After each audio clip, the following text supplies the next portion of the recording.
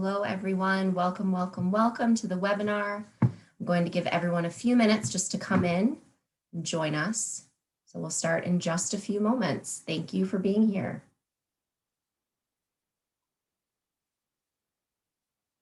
And while we wait for all of our attendees to join the room, I'm going to share a poll up on the screen to get this party started. We're going to start by asking you where you find yourself or your company on your sustainability journey. This is no judgment here. This is a safe space, but we just want to get a sense of where everyone is on their sustainability journey. So please go ahead and as we wait, throw your answers up on the poll.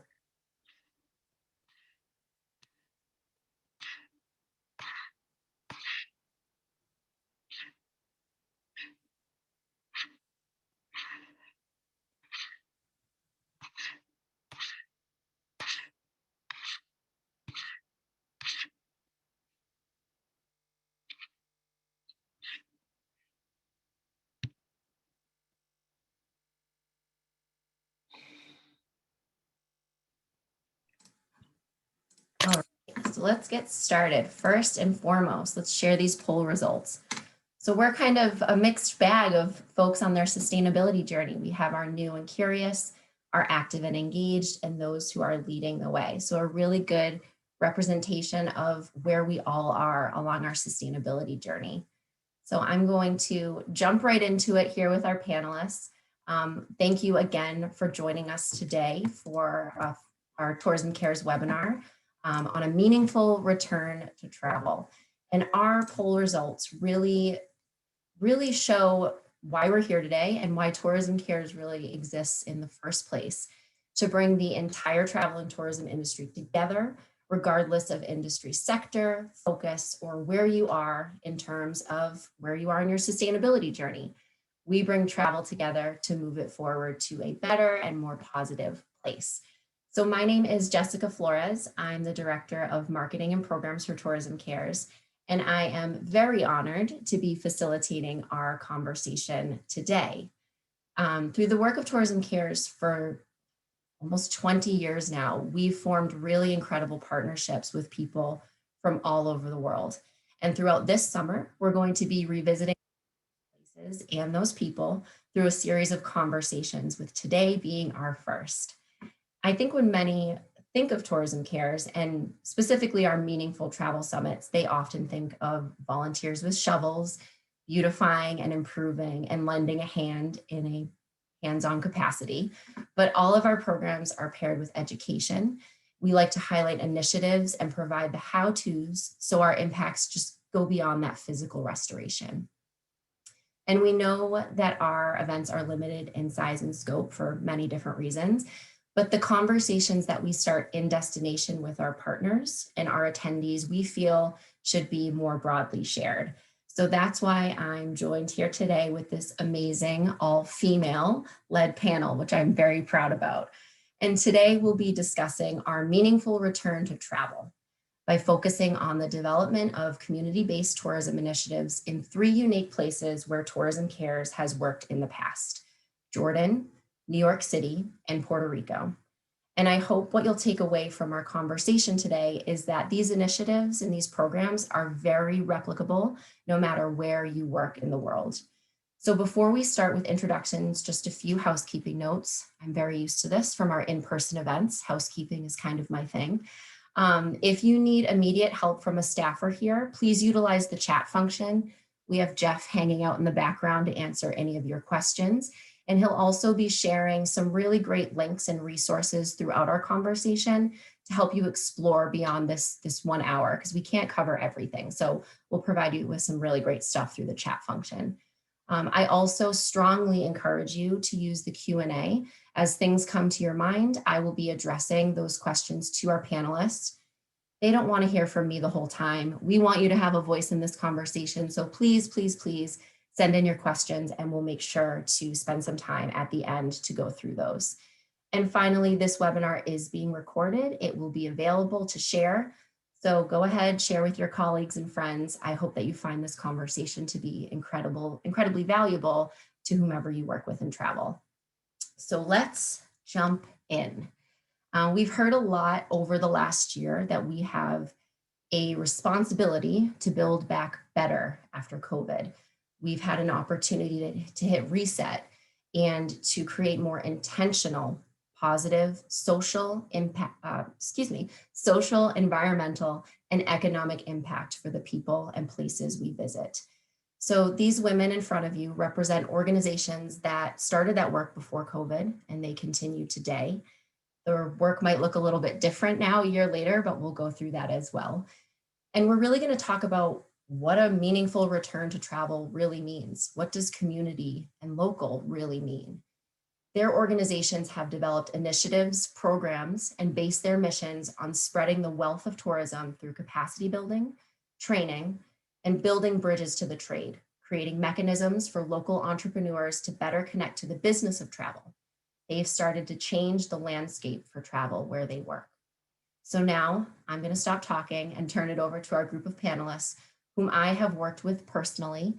And I can say wholeheartedly that these are people you should know. These are organizations you should partner with and collaborate with, because together we can make a real difference through our businesses. So Ana Maria, why don't we start with you? You can introduce yourself to this great group of people. Wonderful. Well, thank you, Jessica. Thank you, Tourism Cares. I'm honored to be part of this panel. My name is Ana María López, and I'm the VP of Marketing and Communications for Foundation for Puerto Rico.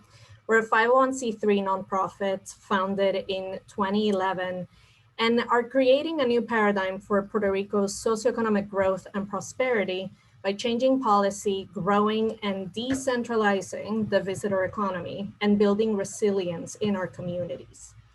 A little bit about Foundation for those who are not familiar. We were founded because many of you may know, Puerto Rico has gone through many years of economic stagnation and decline.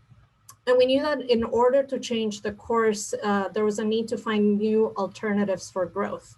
And during the early days of the organization, it was identified that focusing on expanding Puerto Rico's visitor economy, so that's all of tourism's direct and indirect impacts, was a pathway for short to medium term economic growth for the island that was also inclusive of all of its people. You know, people can participate broadly in tourism despite their, socioeconomic background, education levels, etc. And tourism in Puerto Rico currently makes about 7% of our GDP, so it's got tremendous potential for growth. So with that in mind, we've led a lot of the research and advocacy work to make tourism a major policy priority, which resulted in the creation of a professional DMO in 2017. Now, 2017 was also the day that we got hit with Hurricane Maria, which was a Category 5 monster that made landfall in September and devastated Puerto Rico, causing the complete destruction of our destination in many ways. So Puerto Rico kind of has the before Maria and the after Maria. Our organization is no different. So our after chapter has been about the long-term recovery efforts of the destination through an integrated and inclusive vision of tourism and the opportunities that it can bring about. So we've shifted our focus to go beyond being more of a think tank that was focused on research, policy, and advocacy, to also be a programmatic organization with strong field components and multi-sectorial collaborative approach that is leading many sustainable recovery efforts, particularly for the regions that are outside of the metro area, where the majority of resources and commercial activity is concentrated in Puerto Rico. So I'm excited to talk more about this work. And again, thank you so much. Thank you so much, Ana Maria. There's so many amazing things happening in Puerto Rico, so I'm excited to learn more. Regan, do you want to go next? Hi, I'm Regan Stolbaum. I'm with NYC and Company, which is the official tourism and marketing agency for New York City. We are excited to be part of Tourism Cares since its inception. The very first Tourism Cares event took place in New York City, where the industry came together to support us following 9/11, and we did an event at Ellis Island. So ever since then, we've been working with Tourism Cares and are so grateful for everything that Tourism Cares brings to all of these different destinations. And since then, we've hosted several different events in New York, but the last one was the Tourism Cares Idea Exchange. And that was one of the most exciting because that's where we got to highlight our Tourism Ready program, which is what we're going to talk about today. And that was really, that's a program that we have that focuses on teaching our businesses, our local businesses, on how to work with the travel trade. So we spent a lot of time going out to the trade to say, hey, you know, New York City is made up of 5 different boroughs and many different neighborhoods and lots of different experiences. And so we know you want to see all of the key highlights, but get in and see what the local authentic experience is like as well. And the trade would say to us, we would love to, but we don't know how to do that. And a lot of the smaller businesses don't know how to work with us. So we put together our NYC and Company Tourism Ready program, which teaches local businesses how to work with the trade. It's been really exciting, and we've seen some companies really blossom from it. So that's kind of the long and short of what we're doing to really get out into the neighborhoods and help spread tourism throughout the entire city. Amazing. And we'll go into a little bit more detail on Tourism Ready and talk about some of the graduates, which are really, really cool and exciting. Muna, how about you? Hi, everybody. My name is Haddad. I'm the founder and CEO of Baraka Destinations. I'm in Jordan right now. I'm from Jordan. Baraka was started in 2012, coming out of a place from frustration, trying to see how can tourism have a more positive impact on local communities. How can we use tourism as a tool for validation, for people to get up and use it as a platform to share their stories, to validate their culture, their heritage, where they're from. So of course, you save the world through a consulting company. So that's what Baraka started off as, working with different partners and governments in private sector and public sector, NGOs, working with them to come up with different modalities on how can tourism be a force for good. And then in 2015, we just decided to build it ourselves and prove that it works. So we moved to a village in Qais in Jordan, a village of 7,000 people, and set up a model there where we went into partnership with 6 community members, did thousands of hours of training, and worked on designing experiences that tell their story and open that up for tourists. Today, 6 years later, there's 153 people working in the village in the tourism industry. We've localized the supply chain to 87%. To the village, which means the breakfast table is all coming from farmers that are there.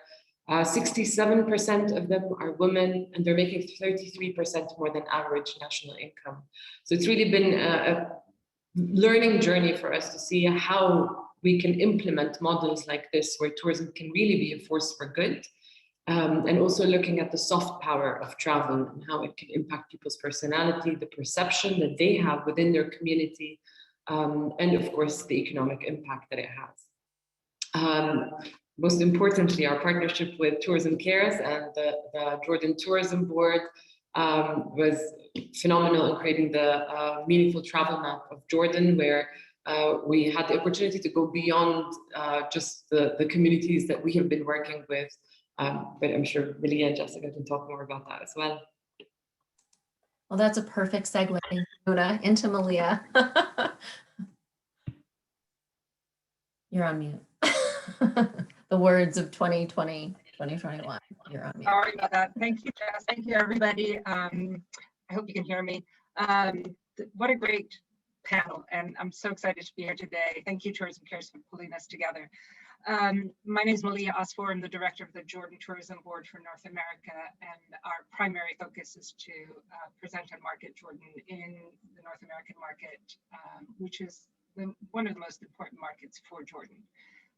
Jordan is open and ready for tourism, and we welcome you all there. And when you think about coming back, think about sustainability, think about social enterprises, think about meaningful travel, and the roles you can play as leaders in the travel industry in helping with the Sustainable Development Goals. and helping look at expanding economic development, spreading tourism dollars to lesser known communities, how your customers can fuel economies, alleviate poverty, encourage gender equity.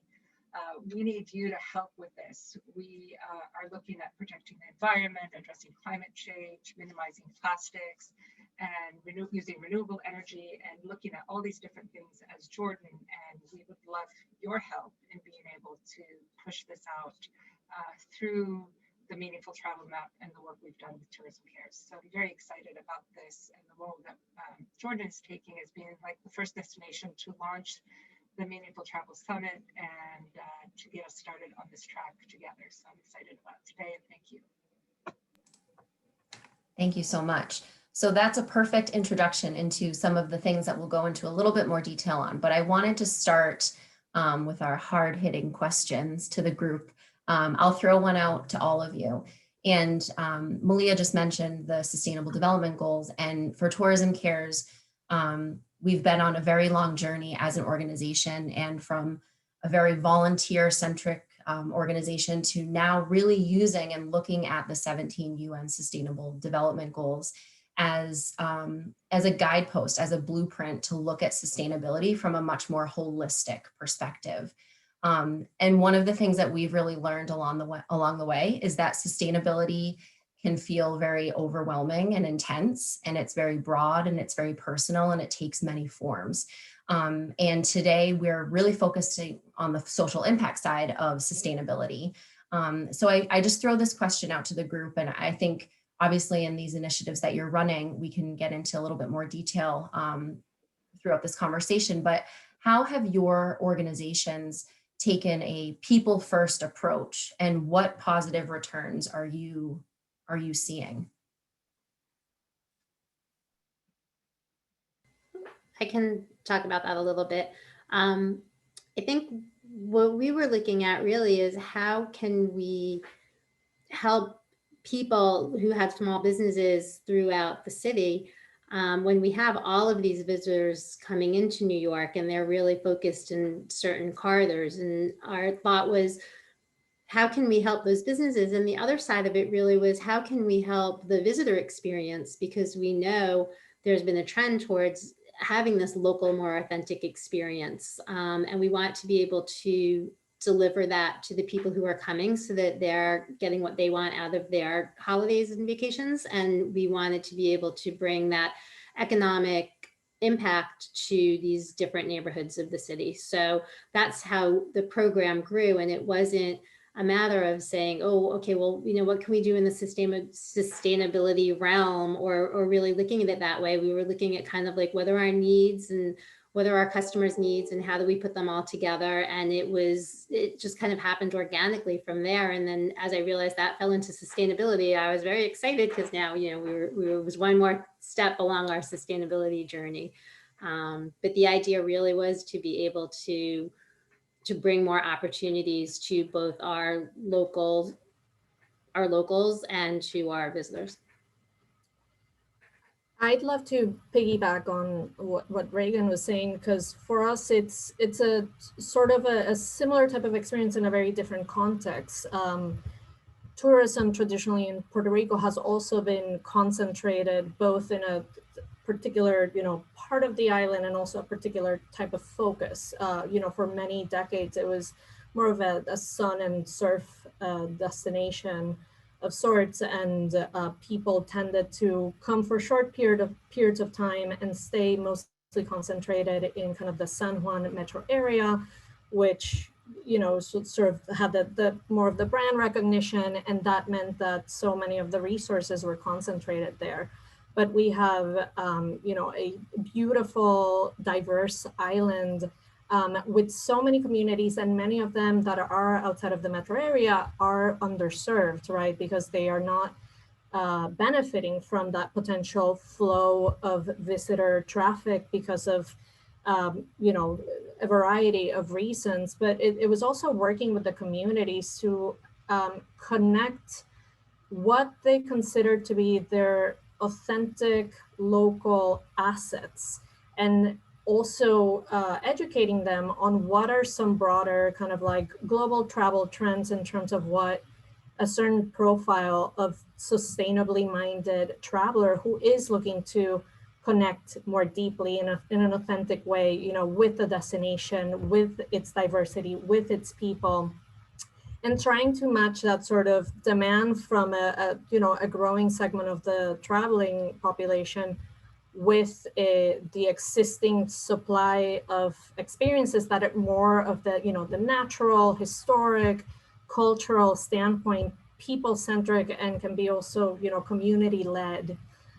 So that's been a lot of our work, and also bringing a lot of the capacity training and the resources directly to the field. So taking them, like take small business support, for example, again, the concentration of small business incubators and accelerators are based in specific parts of the region. So we've been bringing a lot of that education, those experts, those mentors to other small business owners and potential entrepreneurs, so they can also benefit from the same tools and start creating, you know, those local experiences without having to travel. So if I were to piggyback on Regan and Ana Maria, and I know Muna's going to jump in with me, but I think what we did was we looked at something that already existed in terms of these social enterprises and some of the work that they were doing, and we were able to connect the travel industry to that. And so it changed the whole view of how a traveler can look at a destination. And for us, the way we started it is that we looked at Jordanian companies that had CSR programs. We looked at the tourism cares companies that were coming with us for the summit. And we looked at the Jordanian operators and the social enterprises, and we connected all of them together so that they can all learn from each other to see how they can support each other and start working together. And that helped bring a full circle together. So the social enterprises got to know not only the international partners, but the Jordanian local partners, as well as businesses that are in Jordan. And so we were able to pull that all together with the map, and then humanize it. So we would be the marketing people, but the humanization part of it is what's the stories from these women and the economic effect that something like this, that's so simple but so important, has had on people's lives is just phenomenal. And I know Muna can elaborate more on that. Time to piggyback off of that as well. Yeah, absolutely. I mean, I feel very privileged and lucky to be on the ground. So I've just come back from the village. We spend a lot of time in many different villages in Jordan and away from Jordan as well. So we're very much the frontliners, dealing with a lot of incredible people that are striving hard, that really want to get in on the tourism business. And there are so many hurdles. They're phenomenal beekeepers, but they don't know how to create an experience out of that, or how to reach the market, or how to connect with the market. The urgency of getting back to somebody right now, whether it's available or not, it does not even occur to them. Time has a completely different setting in the village. So there's a very big disconnect that we often see, but there's great intentions as well from both sides, I think, from private sector, from clients, from tourists that really want to connect with humans in the countries they visit, and to have that kind of bond. And there's a disconnect, and I think we exist in that space. Providing, as Ana Maria was mentioning, a lot of different training programs, a lot of different coaching. We found that coaching is really the best way to go one-on-one and really spend a lot of time understanding. We're dealing with individuals, so understanding the family setup. Sometimes a woman doesn't show up to the training program. We can't cut her out of it because there's reasons why she wasn't able to come. She can't get on the local transportation. It's unsafe for her. There were issues with the family, with the male of the family, of the household, not letting her come. So really spending time and understanding the reality on the ground that is hindering the progress or the engagement in the tourism sector, and then working on that. I think with the meaningful travel map, we saw incredible success stories. I hate calling them that, they're just incredible stories, but with different women and men and youth. There's a big problem of employment of youth in Jordan. So it's really been tapping into solving these macro level SDGs, but they're human. And it's Rania, and it's Ahmad, and it's Muhammad, and it's their kids. And it's Rania's daughter who looks differently at her because her mother now is a working woman who's making 3 times as much as her husband. So there's these subtleties that are there and are extremely powerful. I think one of the critical things to always keep remembering is the impact and the role that the private sector has in really making a change. Because all of this is market driven. We can train all we want, we can do all we want, but at the end of the day, there has to be a buying customer. And that's what's going to help sustain these businesses. So I think that's a big call to action for everybody attending today, that when you do build back, when you do bring tourism back, ask these questions. Where are you sending your clients? Where are they eating? Where are they having lunch today? Is that restaurant sourcing locally? Is there a social message behind what they're doing? And is it real? Vet them as well. And maybe not you, but your ground handlers. Because at the end of the day, that decision that you and I make in offices trickles down to a woman's life being changed and her daughter growing out of a poverty cycle that they've been in for years. And we can do that. That's the power of tourism. I would just add to that, that Muna, you were talking about how it works kind of going down to the people that you're working with. But I think when the trade comes and asks questions like that, it helps the destinations become more sustainable as well, because I think that's driven by what the client is asking for. So when we're getting questions, you know, is your product sustainable? What are the sustainable things that I can do within your destination? Then that's going to drive the destination to work towards that as well. So it works kind of both ways.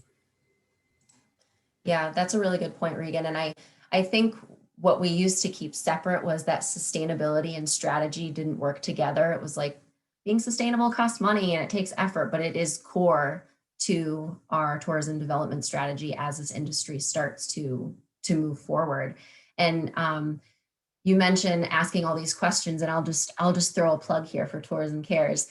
We have a meaningful travel platform on our website, which is a resource and education guide for industry professionals. Right now, it's open and available to everyone in the industry. Traditionally, it's been a members only benefit, but we opened it during the pandemic. And we actually have a chapter, an original content chapter that's available right now that goes through some of those questions as a tour creator or even a traveler. I mean, I will use it in my travels this summer to the questions. Sorry, I have a dog coughing behind me.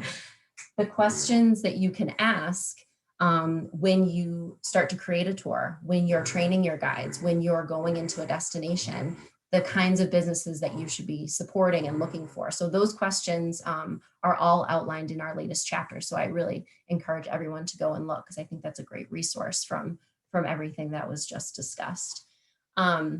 So kind of moving on to some of our other more in-depth questions.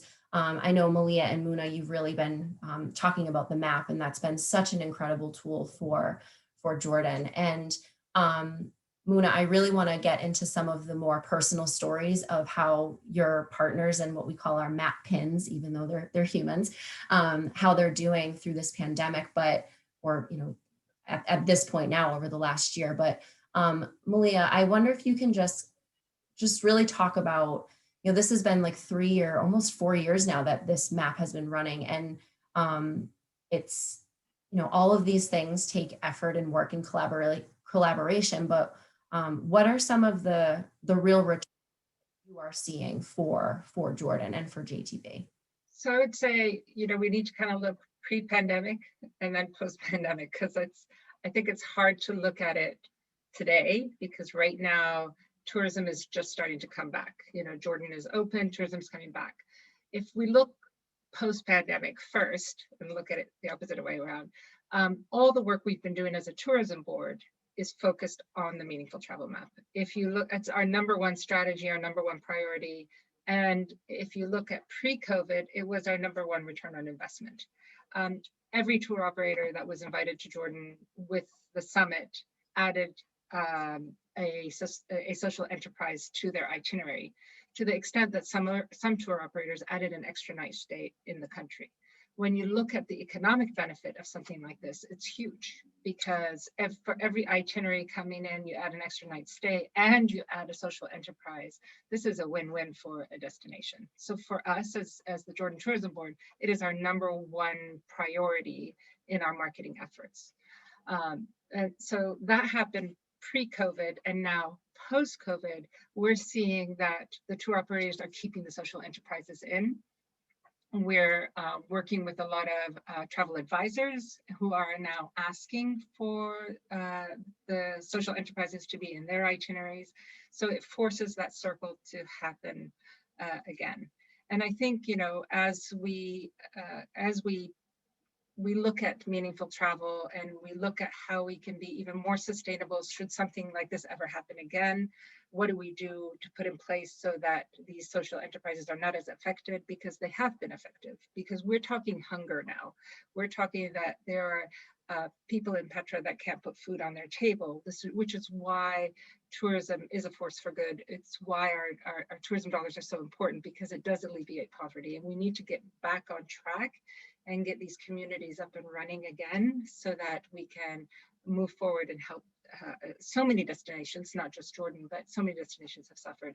And so I think, you know, looking at the meaningful travel map and what we've been able to do is something that can be replicated elsewhere, but it's something that's given a solid, sustainable approach that has huge economic value to the destination. And Muna, you've been in these communities since the pandemic started. I mean, before, during, hopefully coming out of this.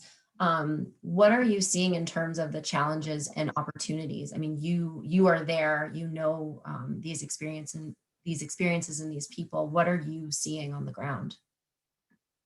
It was a very emotional time for us, and I'm sure for everybody in the industry. I think we all, it's one of those things where were you when it started? We saw cancellations coming in as the German market closed first, and we just saw an outburst of cancellations. It was traumatizing for all of us, and it had implications that we knew were going to happen. So I think the immediate reaction, Jordan went into a very harsh lockdown for almost 3 months in the beginning, which helped stop the spread of the virus while the country was preparing to manage it. But that was really harsh on a lot of families. On the second month, we put together food parcels for a lot of the families we work with. It got to that level.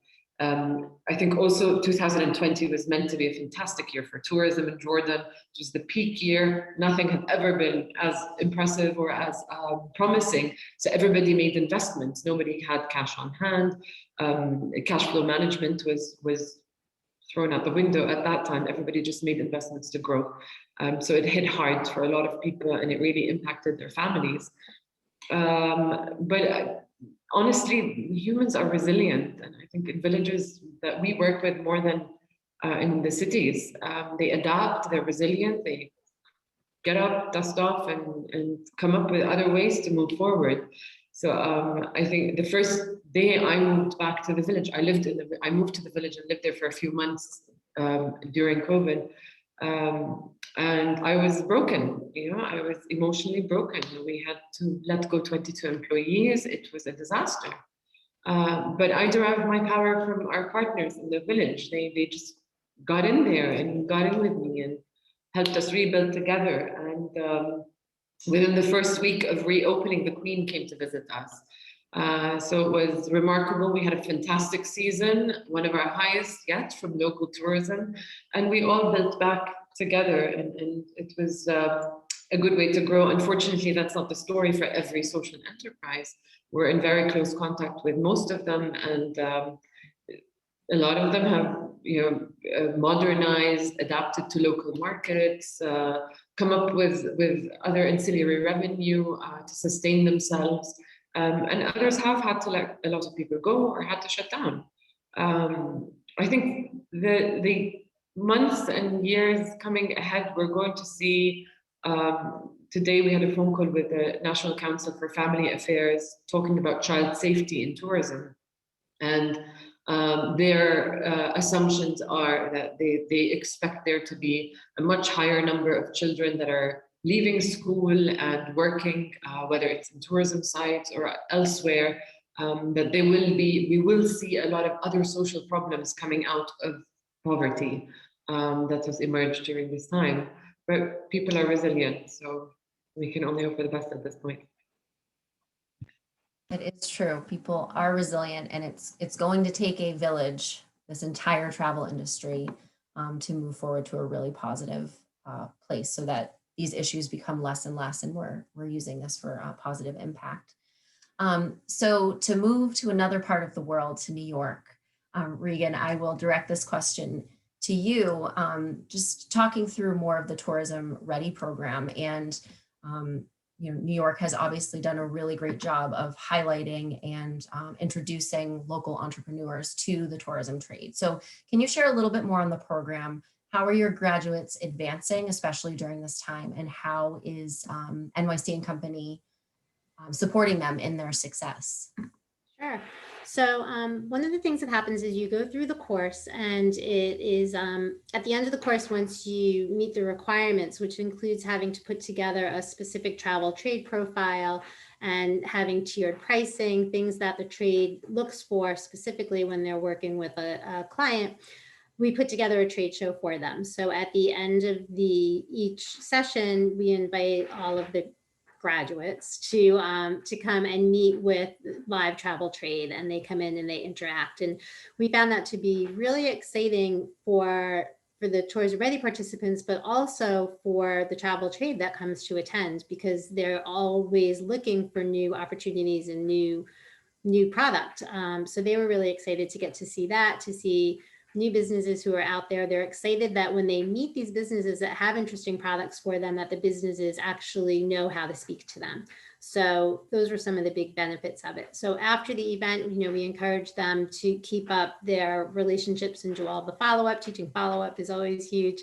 But then we also instituted some small group workshops, because we thought it's great for everybody to be able to go in and meet. But what we really wanted to also be able to give them was more one-on-one time with some travel trade. And while they came to a certain point in their journey, there is a lot more for them to learn. And so we set up these small group workshops where we would invite 2 or 3 tour operators and 2 or 3 suppliers into our conference room to really just sit and talk and explore. So it was kind of like a safe place for them to develop relationships, for them to learn more about what the trade is looking for, what works and doesn't work, to ask questions, less of a sales pitch and more of an exchange of information. So I think those were really helpful for our tour operators, for our tour operators, but also for our participants. One of the other things that we have done is, we're encouraging them all to participate now in opportunities where they can actually get involved in sales missions and trade shows and things like that. And that is one place where going virtual has really helped, because a lot of these businesses are small businesses, and it's very difficult for them to get involved in attending in-person events. It's expensive for them. It's time away from their businesses, and it's really challenging. But with so much of it being virtual, it was a real good opportunity for some of them to jump in and start to learn what these events were about and how beneficial they can be, and to sort of test the waters and see what they can get out of them. And we also sort of started a scholarship program for our virtual programs, where for each virtual event that our members pay to participate in, we invite one of our Tourism Ready graduates to come and join that free of charge. So as we move forward, we're developing more and more opportunities and ways to get them more engaged in the market, so that it's not just taking the class and being done with them. So that's been really nice. And we've had some really great successes with it. Just to, I'll point out a few, and some people are all, of course, in different parts of their journey as well. One of our Tourism Ready local tour companies had already been on her sustainability journey, and it's a B Corp, and they they give back to organizations that are involved in the tours that they're giving. They kind of had all of that knowledge, but Tourism Ready really helped them on how to outreach to the travel trade and give them more access to the travel trade. Another company that we work with, who also is a member of Tourism Cares and became extremely interested in sustainability, used the time, she's a tour company, and there were no tours running in person, and she used that time to really say, hey, I want to be more involved in the sustainability side of things, and she's reforming all of her tours so that they can be more sustainable. And so we are actually partnering to go into some of the neighborhoods in New York City to say, hey, you know, we want to work with you. We'll go to the local bid and and this is sort of a pilot program for us as well, to go to a local bid with a local tour company and say, we want to work with you to develop a tour so that we're not just coming into your community saying, this is where we're going to bring people and this is what we're going to do, but we want to develop it together from the ground up so that you have say in what we're doing and where we're going and who we're supporting. You're helping us to bring people on board. And neighborhoods can do that. That's where their expertise lies, where the neighborhoods have a challenge is how to get that out and how to sell and promote that tour, how to support it. So partnering with the local tour operator or tour company helps to move that forward. So that's one of the projects that we're doing. And then just some of the small tour companies are people who come in and they really say, hey, you know what, I think it would be really fun to do running and yoga tours of New York City. And they kind of started up and get a small following, but having done the Tourism Ready program, now they're starting to really multiply that business and bring in big tour operators. This person in particular said, hey, you know, early on, I had a meeting. They somehow got connected with Flight Center and had a meeting, and the person at Flight Center had asked them for a bunch of follow-up, and he's like, he just was a deer in the headlights and didn't even know how to respond. So fast forward, he did the Tourism Ready program, ends up through our channels having the opportunity to meet with Flight Center again, and he says, you know, wow, you know, Gina, we met before, but I didn't know how to move forward, and now I do. And so they're working together. So those are just some examples of how we're helping to forward both what our graduates are doing and the opportunities that we're giving them and how it's helping things on the ground as well. It's really cool. Operators are so excited also. So that's exciting for us to know that tour companies and tour operators are excited. And if any of you out there want information on our Tourism Ready companies, I'm happy to send them to you. Yeah, we actually already have a question from Isabel who wants to know who the B Corp tour company is that you mentioned. So we'll definitely share those Tourism Ready graduates with the group post meeting for sure. Amazing. So just because it's amazing how fast an hour goes by. It's really kind of crazy actually. So let's just shift gears quickly to Ana Maria, who mentioned the BottomUp program as a part of the Foundation for Puerto Rico. It's really, really an incredible program. And when we spoke, it must have been 2 weeks ago at this point, Ana Maria was just coming into the office from being in a community that morning, getting to see some of the projects that they were working on in person. I was very jealous because it was raining and gray here in Providence, and she was in beautiful Puerto Rico, which I can't wait to get back to. So Ana Maria, if you could just talk to us more about Bottoms Up, how it was designed, how it can be replicable for others, and how you're working with the destination and tourism companies to support it. Absolutely. So BottomUp, as I was saying, you know, this post-Maria moment, right? That's when BottomUp came about. It was designed in-house as a way of rethinking the recovery of the destination in a totally, you know, different, inclusive, sustainable way. And it was based on that, we call it the ABCD model, or asset-based community development model, which was actually championed, I believe, more than 25 years ago at Northwestern University. But at the core of the ABCD model is that people within the communities where they live are better equipped to identify what's best for their own development. So the model essentially seeks to build on the assets that are already in the community and mobilize the individuals, associations, and institutes to work together and realize the development of these strengths, versus looking at it from the other perspective, which is just pointing out deficits and building and developing carelessly. So one of the elements that has made this program so unique and so successful is that it has an immersive field component. We've now, and I'll talk a little bit about the scalability of the program, we've now run it in 14 municipalities across Puerto Rico. Puerto Rico has 78. They're municipalities or small towns, but we started, with a couple of pilots post Maria that were self-funded. And we had 10 of our colleagues actually move and live in the communities for 6 months. And what they were doing while they were living there was A, collecting data, B, mapping assets, local assets. But the most important part was really getting to know the local players and stakeholders. And that goes from the local legislators to the small business owners, the community leaders, the tour operators, and local NGOs. And that was to start building trust, to bring them all to the table so their voices can be heard and they could start to develop a joint vision for their community as a destination and of tourism as a tool that can sustain it. So the program is pretty, comprehensive. It has 5 key components.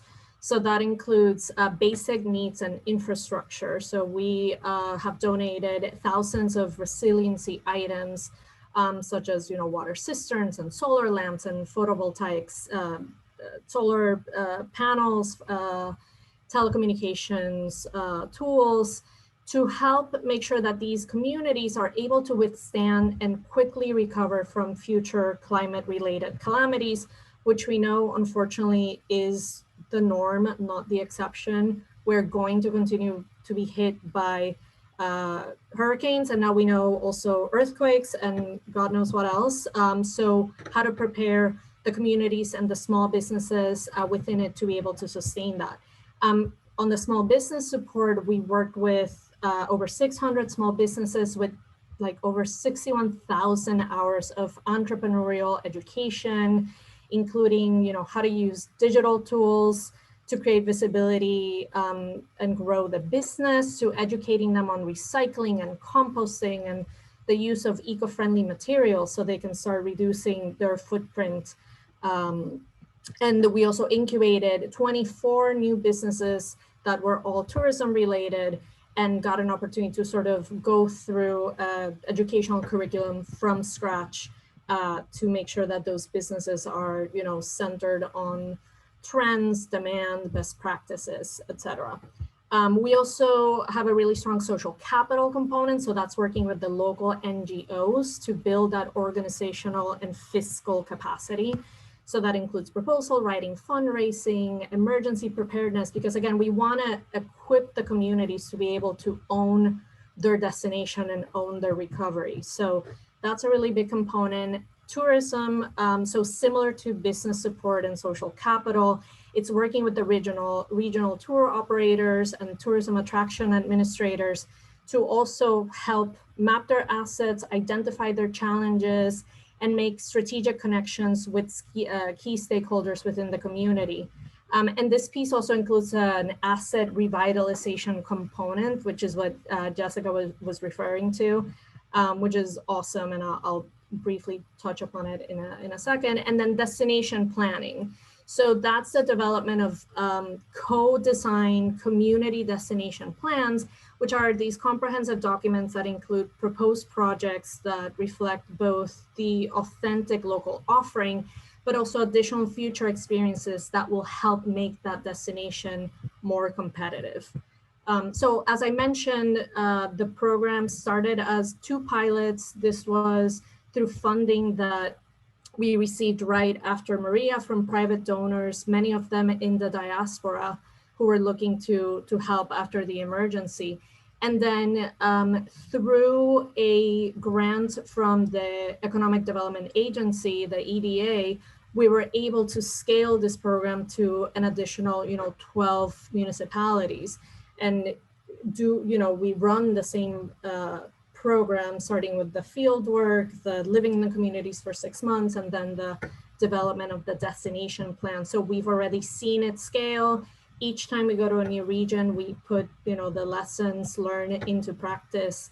And now we have a playbook for either expanding to other communities or working with partners who are interested in doing the same, be it in Puerto Rico, the Caribbean, or other regions where they are also going to be going through disaster recovery processes. And then just to go on the asset revitalization piece in particular, because I think it's a beautiful example of that collaborative approach between the NGO sector, the government, the private sector, and the community. We've identified a list of projects, across the regions where we've been working on, and understanding that, it really, like Jess was saying, obviously, it takes a village to work in these sort of projects. One in particular that comes to mind is the Camuy Cave Park, which is one of Puerto Rico's most beautiful magnet attractions. It's more than 10 miles of caverns, 220 caves. It has a huge network of natural limestone caves and underground waterways carved out by the 3rd largest underground river in the world.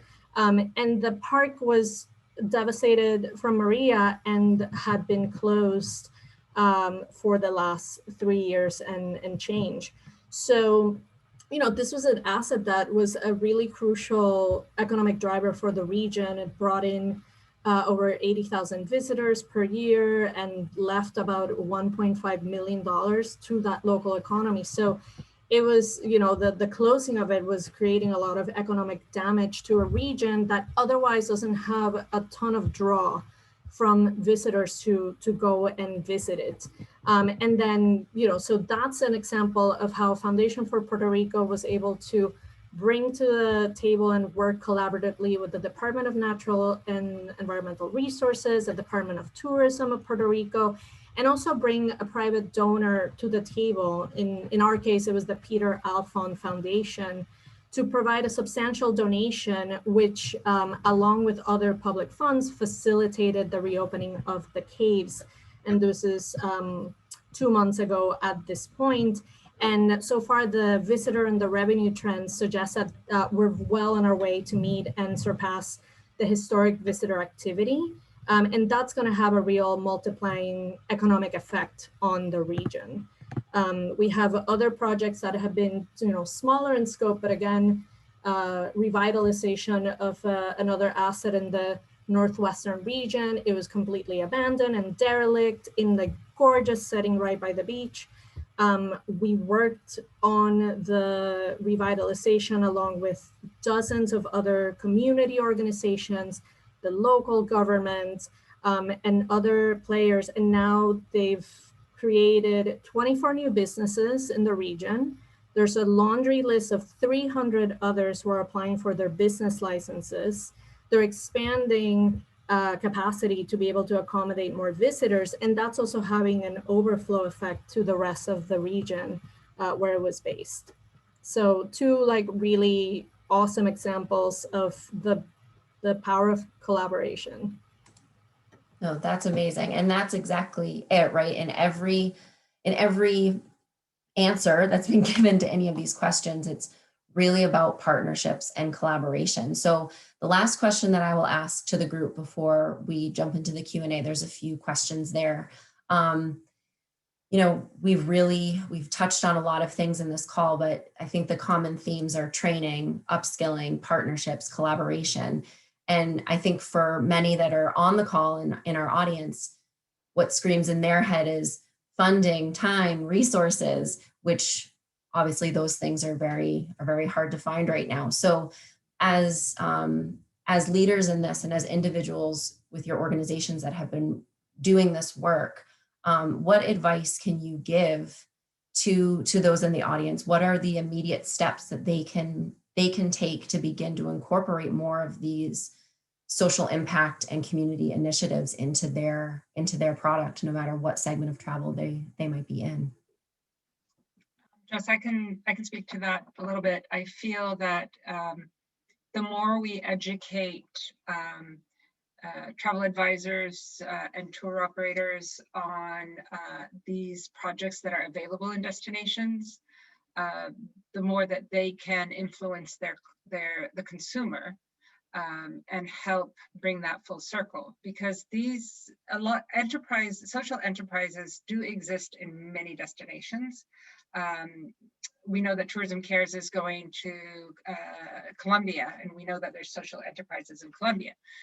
There's social enterprises obviously in Jordan, in New York City, in everywhere in the world, and it's just learning how to ask the questions from the people on the ground and finding the best fit for your clientele, and then being able to bridge that gap. But we hear on this webinar, there's a lot of tourism influencers here in this webinar right now, but they need to ask the questions of the destination, ask the questions of your ground operators or the hotels, find out what's going to be the best for your clientele, and then start incorporating them into your business. Because this partnership then becomes win-win, and the visitor experience becomes the highest that you can get in terms of feedback.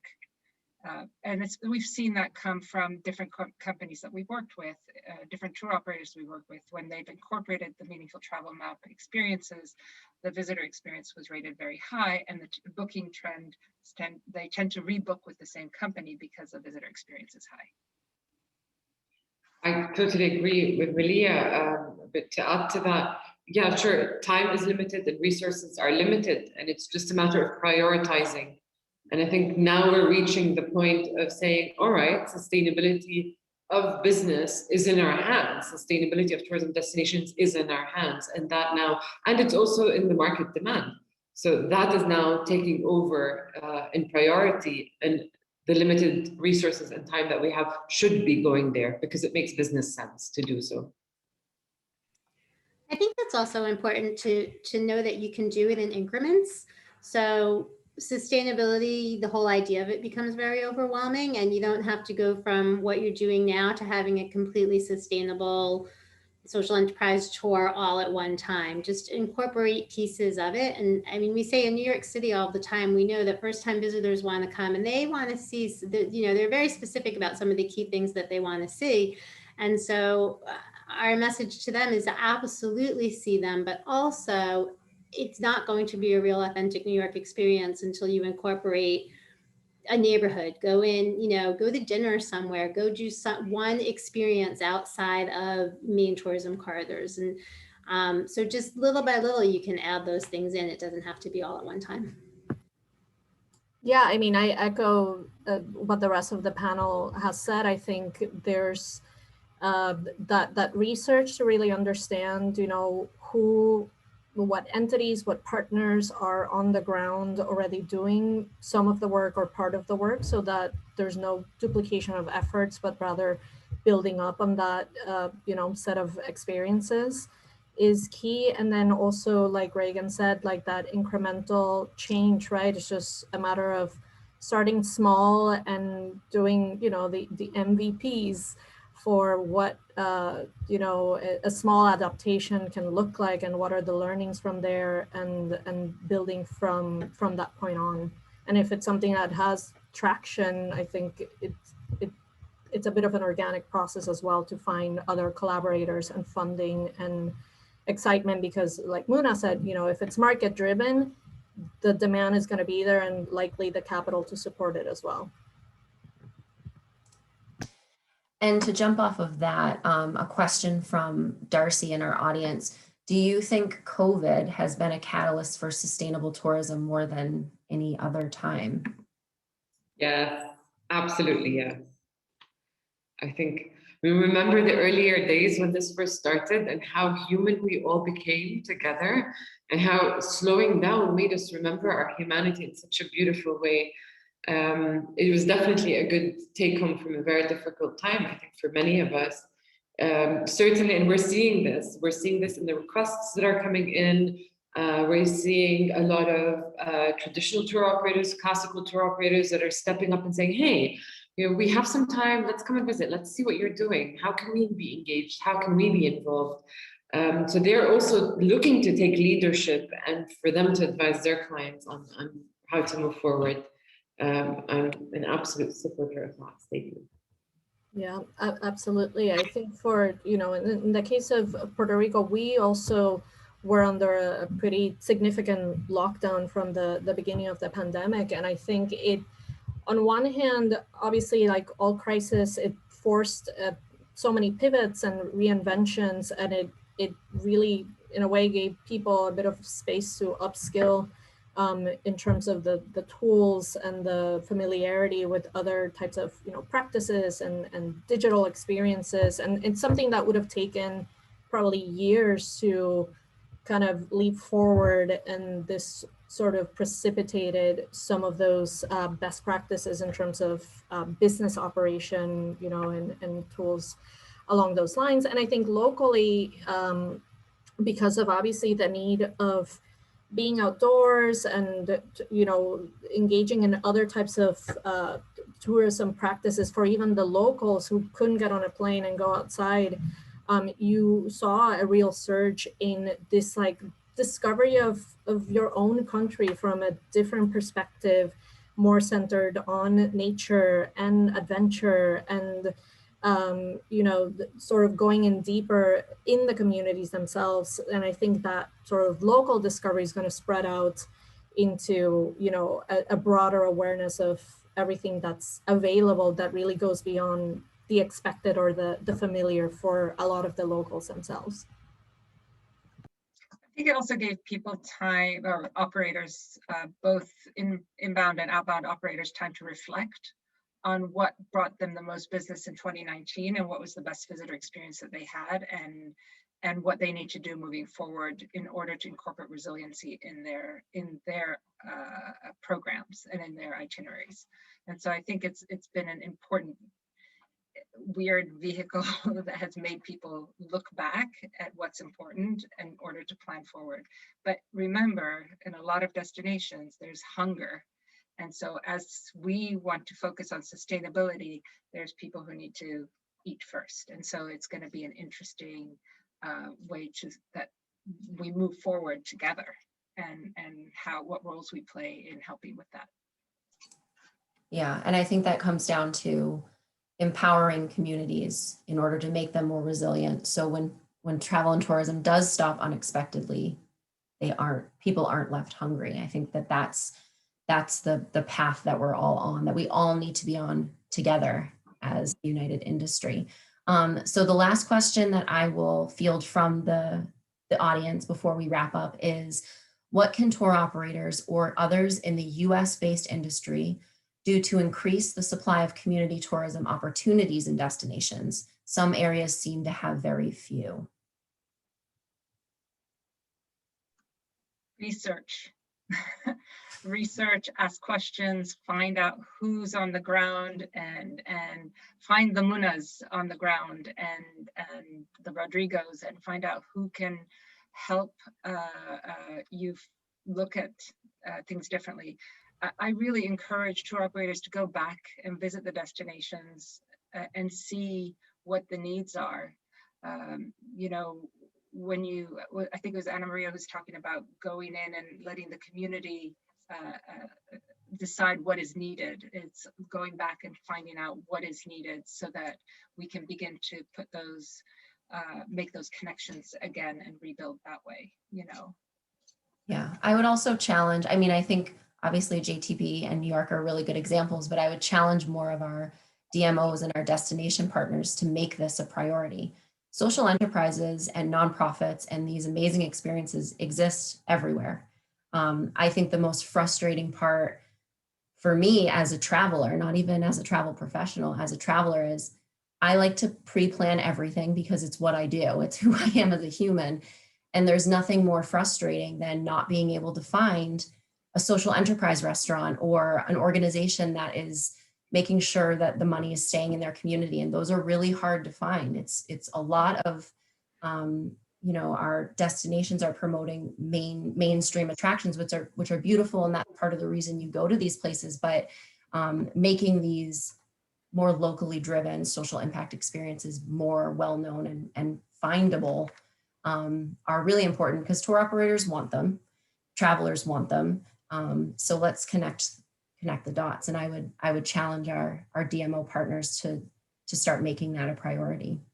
Absolutely. And when that happens, everyone wins, right? Because once you get that visibility of the plethora of other types of experiences, then that also results into longer trips, you know, in the destination, and a multiplier effect in the revenues that are, you know, raised and stay in the community itself.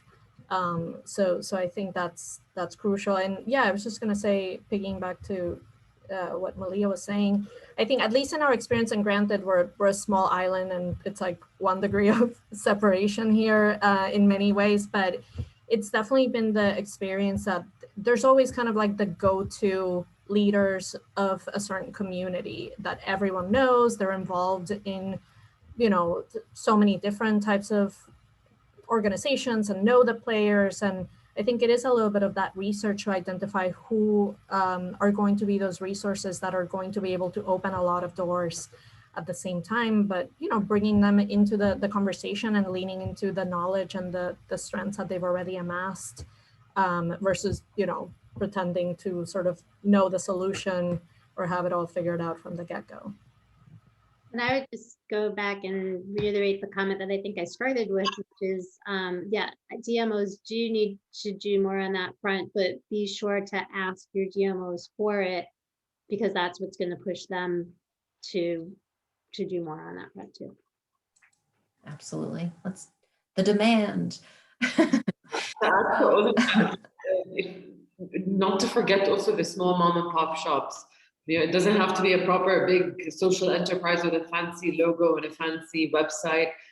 We're capable of making these decisions ourselves. When we're out traveling and you're walking in the street and you find a little mom and pop shop, you already know this is a homemade. You already know that you're helping the right people. So trust your gut when you're on the road as well. Yeah, that's really beautiful advice, Muna. Thank you. So I'm going to wrap this up today by first thanking our panelists so much for engaging in this conversation. I can't wait to hug you all in person one day soon. And just to share a few more resources on the tourism care side, as I mentioned before, our Meaningful Travel platform does have a chapter right now that supplements this conversation really well. Questions to ask as a tour provider or as a traveler yourself when you're in destination. If you are not already on our email list, I promise we won't bombard you with too much, but subscribing to our email list is the best way to receive announcements about webinars like this. We'll have a few more through the summer, like I mentioned. We also have some really great engagement opportunities coming up and 2 in-person programs next year, which I can't wait for. So I hope to see you all there. As I mentioned before, our Meaningful Travel platform is one of our outstanding education tools where that new chapter is. It's only free and available for the entire industry for 1 more month, and then we are closing it as a members only tool. But the good news is that in the last 2 weeks, very new and fresh, just like our logo, we announced a professional membership program, which allows more individuals to be involved with Tourism Cares at a very low annual donation so that we can expand our community. We can all collaborate in this work and create more of a widespread travel community. So I encourage you to also check out our professional membership program. And our next webinar is entitled Inclusivity is Sustainability. That is happening at the end of June, and registration is available for that as well. So I hope to see you on a Zoom call in the future. Thank you again to our amazing panelists. It was so lovely being here with you today. And thank you to everyone who joined us. We will see you next time. Thank you.